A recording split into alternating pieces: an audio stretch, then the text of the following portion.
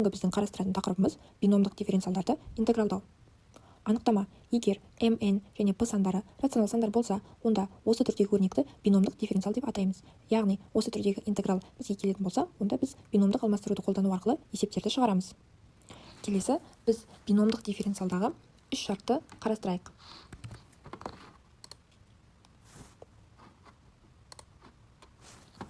Ең бірінші шарт ол p саны бүтін сан және ол нөлден кіші болған жағдайда. Біз бұл жерде x-ті t-ның k дәрежесі алмастыруына саламыз. Бұл жердегі k дегеніміз mn p санының ортақ бөлгіші. Екінші жағдайда біз p саны бүтін сан болмаған кезде тексеріп көреміз. Яғни m қосылған 1 бөлінген n бүтін сан болған кездегі жағдайды қарастырамыз. Бұл жерде axn қосылған p өрнегі t-ның s дәрежесіне алмастырамыз. Бұл жердегі s деп отырғанымыз p санының бөлшек бөлігі. Үшінші жағдайда біз бірінші мен екінші жағдайдағы сандар бүтін сан болмаған кезде қолданамыз. Яғни m қосылған 1 бөлінген n қосылған p саны бүтін сан болған кезде axn қосылған p өрнегін t-ның s дәрежесі көбейтілген x-тің n алмастыруына саламыз. Бұл жердегі s жаңағыдай p бөлшегінің бөлімі. Енді мысал қарастыратын болсақ, ең бірінші қарапайым мысалдан бастайық. Бірінші мысал ол x-тің минус 2 бөлінген 3, x-тің 3-тен 1 қосылған 1. Осы түрдегі биномдық интегралдың жауабын бірге табайық. Яғни, бұл жердегі сандарды бірінші тауып алсақ, m минус 2 бөлінген 3, n минус 3-тен 1. p саны минус 2. Бұл жерде бірден p саны бүтін сан болғандықтан бірінші алмастыруға саламыз. Яғни, x-ті t-ның k дәрежесі деп аламыз. Бұл жердегі x-іміз t-ның 3 дәрежесіне тең болады. Осы жерден дифференциалдап жіберсек, екі жағында 3x квадрат t болады. Енді осы алған алмастыруымызды бастапқы өрнекке апарып қойсақ, t-ның кубы көбейтілген минус 2 бөлінген 3 дәреже. Жақша ішінде t плюс 1-дің минус 2 дәрежесі көбейтілген 3t квадрат tt.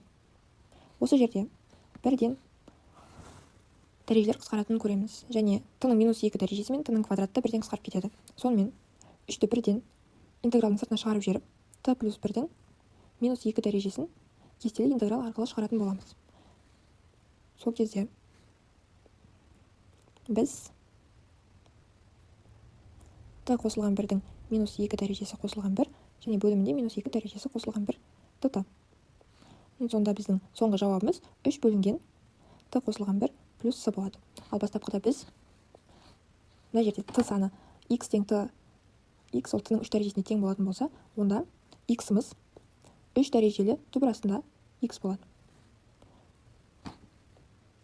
Сонда 3 бөлінген 3 дәрежелі түбір асты x қосылған 1 плюс с.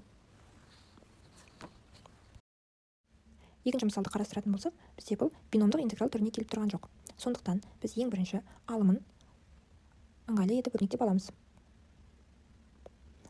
x квадрат қосылған 1 азайтылған x бөлінген түбір асты x квадрат қосылған 1-дің 3 дәрежесі етіп жазсақ, онда біз оның алымын 2 бөлікке бөліп жаза алатынымызды көреміз.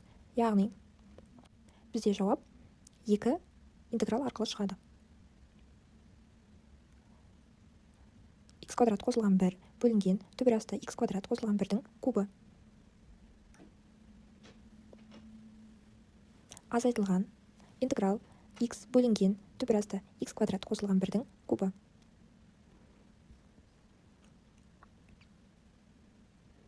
Біз бірінші интегралдан дәрежемен жұмыс жасау арқылы өрнекті ықшамдай аламыз. Яғни, интеграл астында x квадрат қосылған 1-дің квадраты деп жазатын болсақ, онда квадрат пен түбір қысқарып, бастапқы қалпына келеді.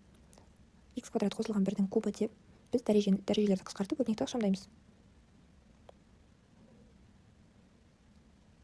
Сол кезде бұл өрнек 1 бөлінген түбір асты x квадрат қосылған 1-дің кубы түрінде қалады. ал бұл бізде кестелік интегралды береді. Сондықтан біз бұл бөлігін қалдыра тұрып, екінші бөлікті шығарайық. Екінші бөлікте біз бөліміндегі түбір астындағы санды дәреже арқылы өрнектеп, биномдық түрге келтіре аламыз. Яғни, x квадрат қосылған 1-дің минус 2-ден 3 дәрежесі деп жазаламыз. Бұл жерде біз MNP сандарының мәнін табатын болсақ, m саны 1-ге тең, n саны 2-ге тең, ал p саны минус 3 бөлінген 2. Яғни біз бұл жерде p-ның бүтін сан емес екенін көреміз. Сондықтан екінші шартқа салып көреміз.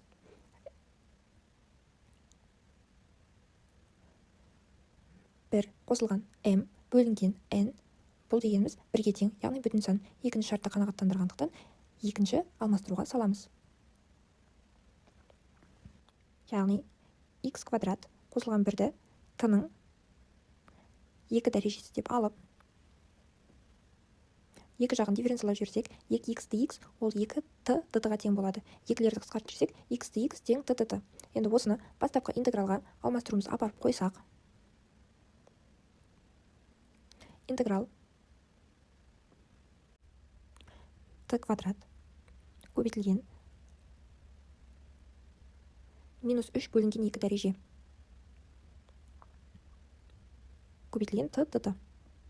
Бұл жерде дәрежедегі екілер қысқарып кетеді. Сонымен бірге t-ның плюс 1 дәрежесі болғандықтан t-ның минус 2 дәрежесі қалады. Ал бұл бізге кестелік интегралды береді. Яғни дәрежеге плюс 1 қосылып, бөліміне де плюс 1 қосылып жазылады. Сонымен жауабы минус 1 бөлінген t қалады. Ал енді бастапқыдағы 2 бөлікке бөлген интегралдың біріншіне оралатын болсақ, ол бізде интеграл 1 бөлінген түбір асты x квадрат қосылған 1. Бұл бізде кестелік интегралды бергендіктен жауабы ln-мен шығады. Интеграл 1 бөлінген түбір астында x квадрат қосылған 1. Оның жауабы тең болады.